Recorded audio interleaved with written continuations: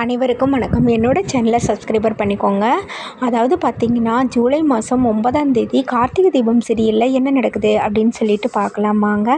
அங்கே பார்த்திங்கன்னா, சிவனாண்டியும் அவங்க அப்பாவும் வெயிட் பண்ணிகிட்ருக்காங்க.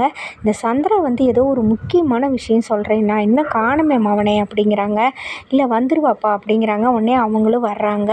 வந்தோடனே வா மருமகளே, ஏதோ முக்கியமான விஷயம் ஏதோ சொல்லணும்னே அப்படிங்கிறாங்க. அது ஒன்றும் இல்லைம்மாம்மா, இந்த கார்த்தி அவங்க ராஜா சேதுபதியோட பேரன் தான் அப்படின்னு நிரூபிக்கிறதுக்கு இன்னொரு சான்ஸ் நமக்கு கிடச்சிருக்குது. அப்படியாம்மா, என்ன அப்படிங்கிறாங்க. உடனே இருந்துக்கிட்டு, அந்த அபிராமி நம்மளை ஏமாற்றிட்டு செத்து போனால, அவளோட பசங்க 3 பேர்த்துக்கு அந்த சொத்தெல்லாம் பிரிக்கிறாங்களாம்மா. அதை பற்றி டாக்குமெண்ட்ஸ் கையெழுத்து போட அவன் சென்னை தான் போகிறான்.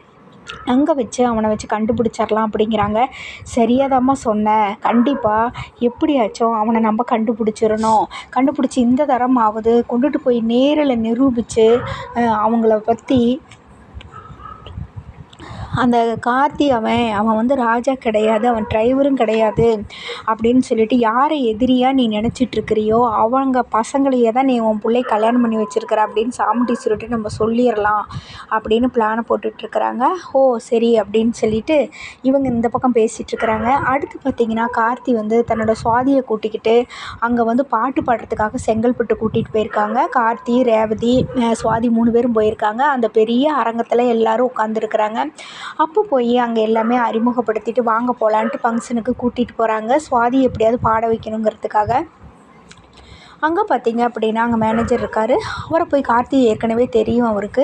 உடனே என்ன சார் வேட்டியில் வந்திருக்கீங்கங்கிறாங்க. இல்லை சும்மா தான் சார் அப்படின்னு சொல்லிட்டு, சுவாதி இங்கே வாமா அப்படின்னு சொல்லிட்டு கூப்பிட்டு அறிமுகப்படுத்துகிறாரு. அம்மா, உன்னோட வாய்ஸை கேட்டேன், ரொம்ப நல்லா இருக்குது, உன்னோட குரலில் வந்து ஒரு உயிர் இருக்குது, நிச்சயமா நீ நல்லா சூப்பராக பாடுவேன், நல்லா வருவம்மா, நீ நல்லா பாடுங்கிறாங்க. சரி அப்படின்னு சொல்லிட்டு பார்த்திங்க அப்படின்னா, பாட்டு போட்டி நடக்குது. அதில் சும்மா எல்லாருமே நிறைய பேர் அதில் பாடுறது எல்லாம் ஒரு 10 நிமிஷம் பாட்டாக ஓடிக்கிட்டே இருக்குது. கடைசியாக சுவாதி பாடுறாங்க. எல்லாருமே சூப்பராக பாடி முடிச்சிடுறாங்க. உடனே வந்துட்டு பாடினோடனே 3 பேர் அதில் வந்து செலக்ட் ஆகுறாங்க. 3 பேர் செலக்ட் ஆனோடனே ரொம்ப அதில் வந்து சுவாதியும் ஒருத்தங்க. உடனே ரொம்ப சந்தோஷப்படுறாங்க.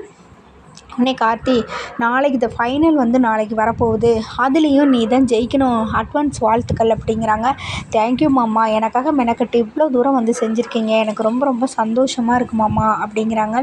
ரேவதியும் கங்க்ராச்சுலேஷன் டி, சூப்பராக பரவாயில்லடி, நல்லா பாடிட்ட அப்படி இப்படின்னு சொல்கிறாங்க.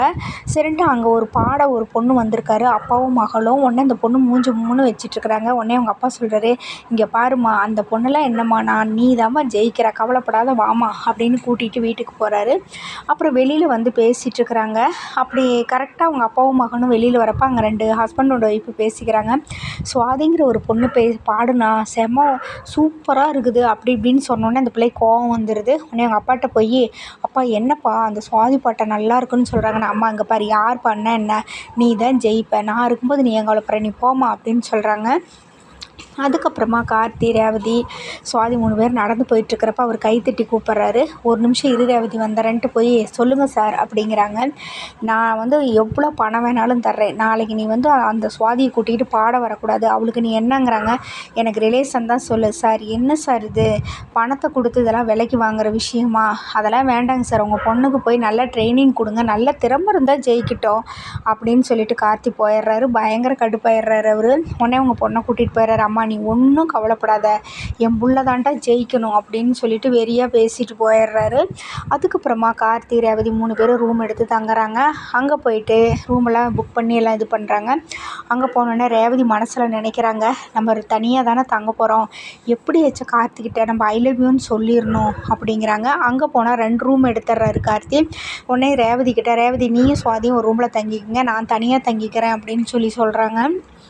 உடனே ரேவதி இருந்துக்கிட்டு, ஐயோ இது என்ன இப்படி சொல்லிட்டு இப்படி பண்ணிட்டாரே, நம்ம இவளோட தங்கறதுக்காக செங்கல்பட்டு வரைக்கும் வந்தோம் அப்படின்னு சொல்லிட்டு கோவமாக அப்படி இருக்கிறாங்க. உடனே சுவாதி இருந்துட்டு, ஏக்கா டல்லாக இருக்கிற, மாமா போகிறதையே ஏன் அப்படி பார்த்துட்ருக்குறேங்கிறாங்க. அதெல்லாம் ஒன்றும் இல்லடி, டயர்டாக இருக்குது அப்படிங்கிறாங்க. கார்த்தி வேறு ரூமுக்கு போயிடுறாரு.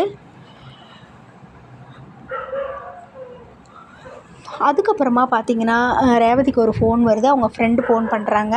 இந்த மாதிரி என்னோடய குழந்தைக்கு பிறந்த நாள், அதனால் வந்து பர்த்டே பார்ட்டி வச்சுருக்கிறேன், நீ தான் ரொம்ப தூரத்தில் இருக்கிறடி, இருந்தாலும் இன்வைட் பண்ணணும், நம்ம ஃப்ரெண்ட்ஸ் எல்லாத்துக்கும் இன்வைட் பண்ணியிருக்கிறேங்கிறாங்க.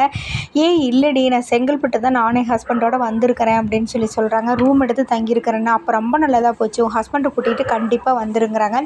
சரி நான் கண்டிப்பாக வந்துடுறேன் அப்படிங்கிறாங்க. உடனே ரேவதி சந்தோஷத்தில் துள்ளி குதிக்கிறாங்க. நம்ம எப்படியாவது ஒரு சான்ஸ் கிடச்சிருது, பர்த்டே பார்ட்டி கூட்டிகிட்டு போகணும், நம்ம ஜாலியாக இதை போய் கார்த்திகிட்ட சொல்லணுன்ட்டு உடனே கார்த்தி ரூமுக்கு போகிறாங்க. கார்த்தி வந்து குளிச்சிட்ருக்குறாங்க. அப்போ ரேவதி சொல்கிறாங்க, குளிச்சிட்ருக்கிறப்ப எப்படி இந்த சந்தர்ப்பத்தை பயன்படுத்தி நம்ம ஐ லவ் யூன்னு சொல்லிடணும் அப்படிங்கிறாங்க. அதோடு பார்த்திங்கன்னா எபிசோடை முடிக்கிறாங்க. அடுத்த நாளைக்கு என்ன நடக்க போகுது அப்படின்னு சொல்லிட்டு சாமுண்டீஸ்வரி வந்துருவாங்களா, டெல்லி போயிருக்காங்க. இங்கே சந்திரகலா வந்து திட்டம் போட்டுட்ருக்குறாங்க, எப்படியாவது இவங்களை கண்டுபிடிக்கணும்னு. இங்கே வந்து சுவாதியை பாட்டு பாட வைக்கலான்னு வர்றாங்க. ஆனால் சுவாதிக்கு போட்டியாக ஒரு வில்லன் வந்திருக்கிறான். என்ன நடக்க போகுதுன்னு வெயிட் பண்ணி பார்ப்போம். நன்றி, வணக்கம். மறக்காமல் என்னோடய சேனலை சப்ஸ்கிரைபர் பண்ணிக்கோங்க.